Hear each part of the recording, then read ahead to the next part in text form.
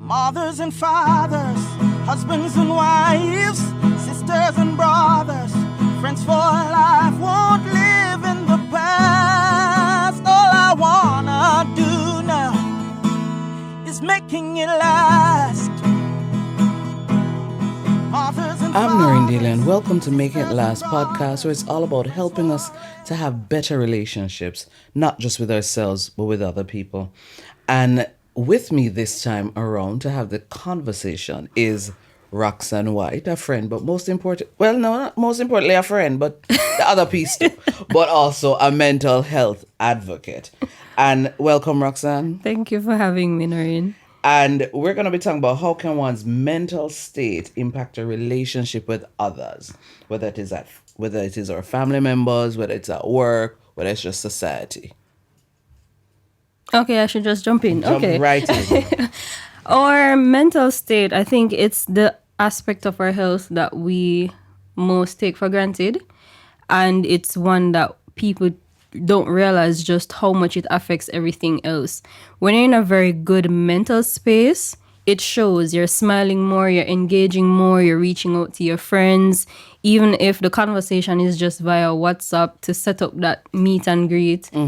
If you're in a relationship, you find that you're affirming your partner more, expressing your love and that type of thing. But when the mental space is not clear, when you're off, it can be the total opposite.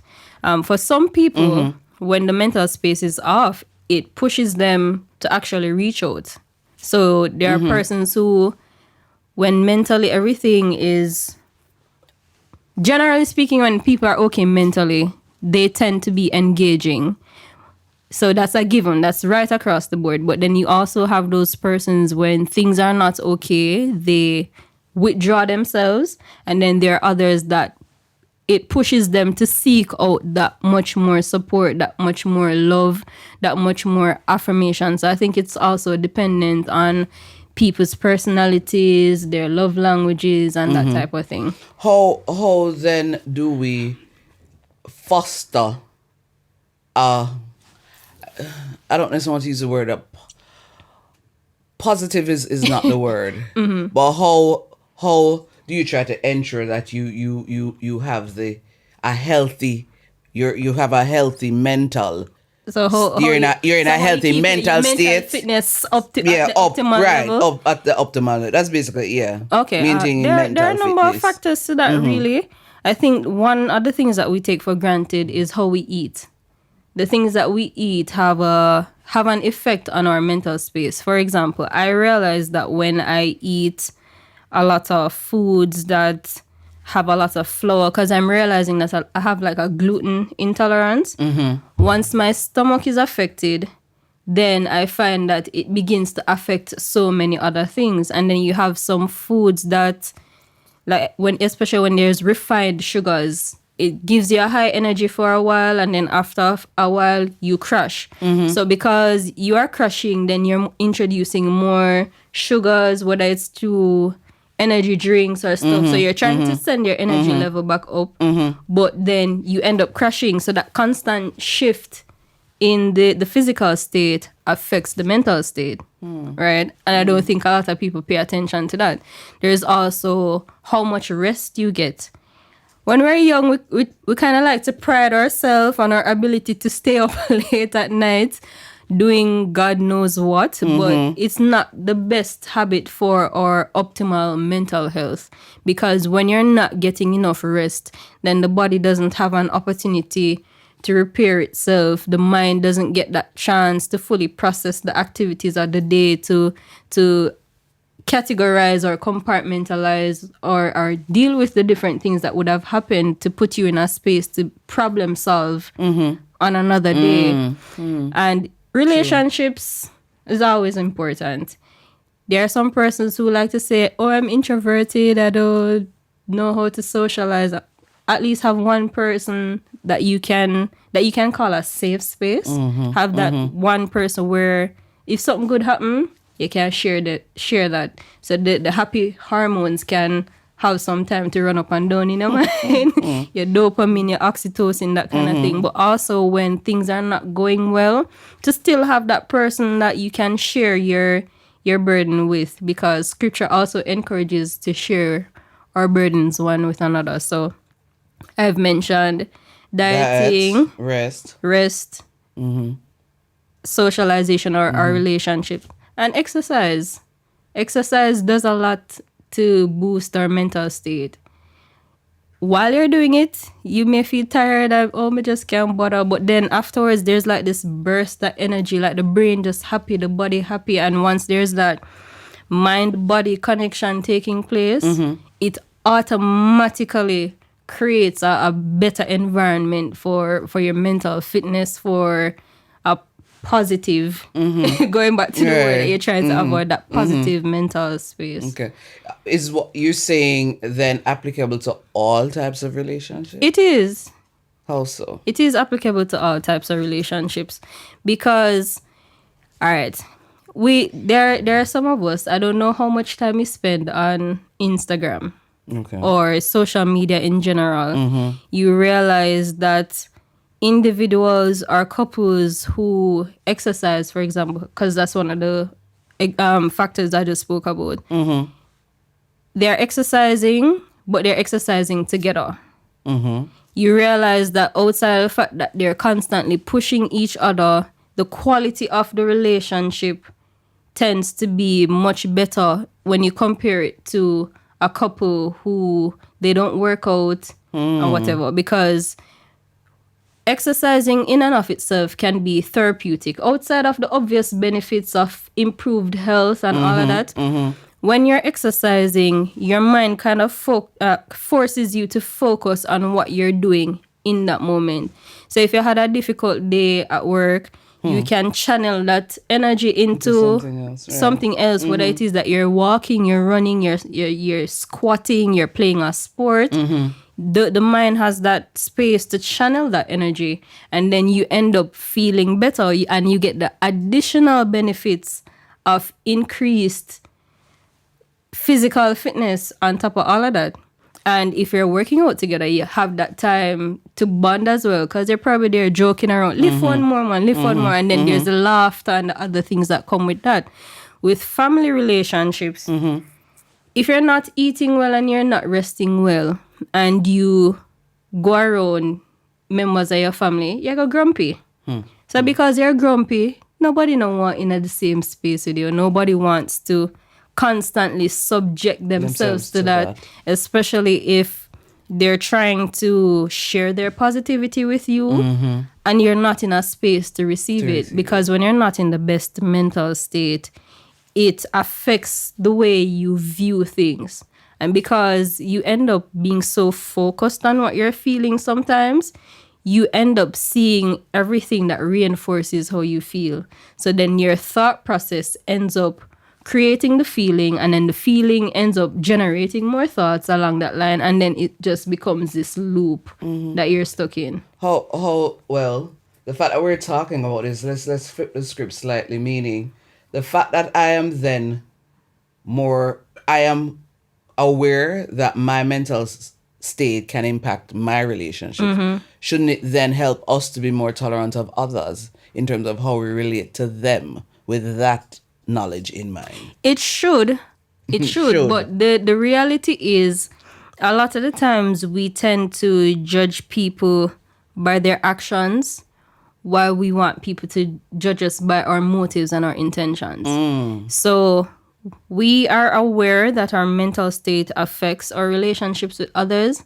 So when our mental state is off, we would want people to understand that I'm not in the best mental space and treat me accordingly. Right. However, when that person's mental state is off, we tend to focus more on how it is affecting us, how it is affecting the relationship, the benefits we get from the relationship. And that's what we lock into, and like, you need to work on this and you need to work on that and whatever, but not putting ourselves in the shoe of the person to be empathetic, because you would have experienced it, so you have an understanding of what it means to not be in the best mental state. Yeah. What do you think can be done then to help to change that mindset?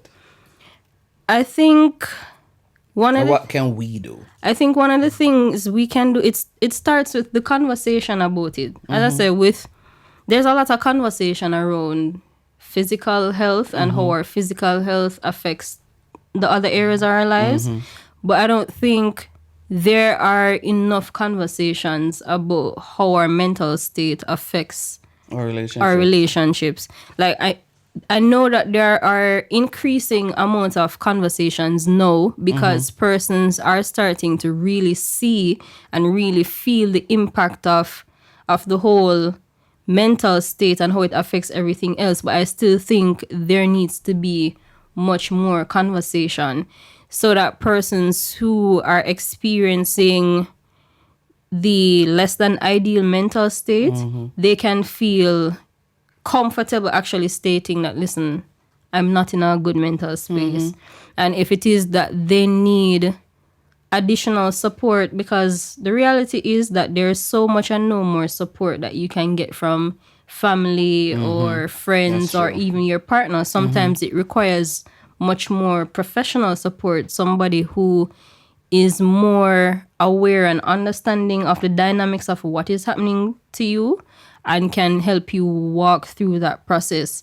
But if the conversation doesn't start where persons can begin to start feeling comfortable talking about it, then that in and of itself creates a barrier to us fixing the problem. And also honesty with self is very important. That's true. Honesty with self. And in my own journey with my mental fitness journey, that has been one of the more difficult parts, especially because persons are generally coming to me to get advice or to get support. Sometimes I have this tendency to want to make sure that my cape is on all the time, but not understanding that sometimes you have to, or I have to take some time to check where I am mentally. And there are certain things I look at. So externally, some things are external and some are internal. Externally, one of the markers I use to know that my mental state is not the best is my hair. Because when the mental state is not the best, one of the first things that goes through the window is self-care. And my hair is locked. So I take it for granted that, oh, my hair is locked. So if I don't groom it, then it's not going to be a big deal. But it's a marker for me because I really like my hair. So if I'm not taking care of my hair, then I know that I need to be paying attention. It's also reflected in how I dress. So depending on the mental space, the colors I wear may be darker. Versus when I'm feeling up and bubbly, the colors may be much brighter. And then it affects eating habits. You find that you probably take longer to eat, or you just don't eat at all. And there are things that people can look out for to know whether or not they're okay. You said a lot, but if there's somebody who's still skeptical and saying, yeah, that's all well and good, but at the end of the day, what is the one thing you'd want to resonate with them if everything else literally just flew over their head? The one thing I'd want to resonate with people is that you need to pause and see where you are. Because the reality is that you cannot give from an empty cup. You cannot give from an empty space. So if you are not okay mentally, all the relationships that you want to have, these positive, loving, awesome relationships, they will not happen because you will be running on fumes all the time. And if you're in a building that's burning and smoke is affecting you, you're going to remove yourself. So if a person's in a relationship with you and all they're getting is smoke, they're going to move to a place where they can get fresh air. So my thing is, check where you are mentally. Make sure that you are finding the things that work for you to keep you in an optimal mental space, because all your relationships will ultimately benefit from that. I'm pausing because all of what you just said, especially in recent times, I literally had to just take several steps back because, as you said, you really can't pour from an empty cup. Thank you so much, Roxanne. I have a feeling we're going to be having similar conversations again as we help to heighten the awareness about the importance of our mental health and its impact on our relationships. I'm Noreen Daly. This was Making It Last podcast, where it's all about helping us to have better relationships, not just with ourselves, but with other people. I loving you, mothers and fathers, husbands and wives, sisters and brothers, friends for life won't live.